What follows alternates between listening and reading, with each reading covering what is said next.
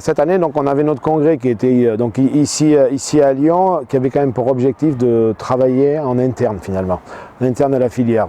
Notre gros sujet qui était le fil conducteur du congrès, c'était ce déficit d'organisation qu'on a au sein des éleveurs pour aller chercher justement du prix et de la valeur et d'essayer de travailler avec justement toutes les organisations de producteurs, que ce soit des coopératives, que ce soit des associations d'éleveurs, pour essayer de se projeter dans un avenir qui puisse, lui, justement générer plus de valeur et plus de revenus pour les agriculteurs. Donc les grandes priorités de la FNB sur ce congrès-là, bon déjà, faire état de la situation. C'était la première mission, montrer que justement, voilà, le niveau de revenu est très bas, on perd 1500 éleveurs par an, on est sur de la perte de cheptel, décapitalisation de cheptel, on n'a jamais connu ça dans notre filière. Premier sujet, le constat. Ensuite, justement, on avait les grandes ambitions, c'est ce qu'on a apporté auprès du ministre, comme message auprès du ministre, l'organisation de producteurs pour aller chercher de la valeur, le soutien politique, soit au travers de la PAC, soit au travers de cohérence politique. On ne peut pas à la fois demander une évolution du modèle et continuer une politique de libre-échange qui nous met en concurrence avec des viandes. Et donc voilà, c'était les grands messages, les grands messages que nous souhaitions faire passer au travers de ce congrès.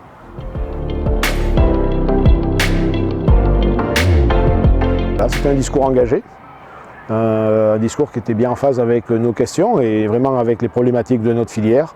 Un ministre qui veut s'engager, qui veut porter aussi le projet de la FNB sur l'enjeu de l'organisation de producteurs, puisqu'il a annoncé qu'il organiserait une rencontre avec toutes les organisations de producteurs de viande bovine en France pour faire changer justement les habitudes, pour écrire le modèle de l'organisation de demain.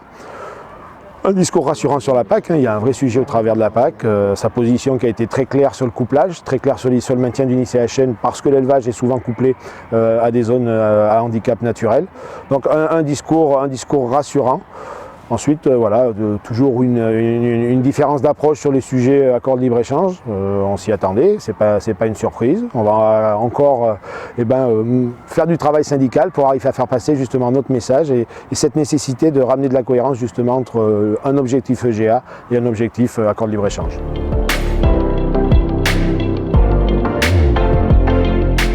Après ce congrès, le message qu'on voudrait faire passer aux éleveurs, donc ceux qui ont pu assister au congrès, mais aussi ceux qui sont restés dans leur ferme, c'est qu'il y a des perspectives, il y a des possibilités d'évolution.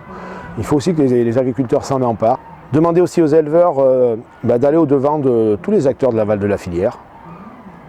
C'est terminé, on ne peut plus aujourd'hui, quand on est éleveur, intégrer des enjeux sociétaux dans nos productions, justement apporter des garanties sur l'ambition environnementale, sur l'ambition bien-être animal sans avoir un retour de valeur.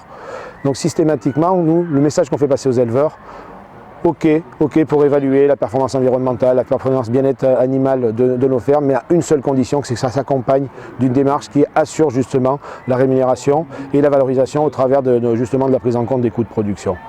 Sans cette garantie-là, nous ne ferons aucun effort sur l'évolution du modèle.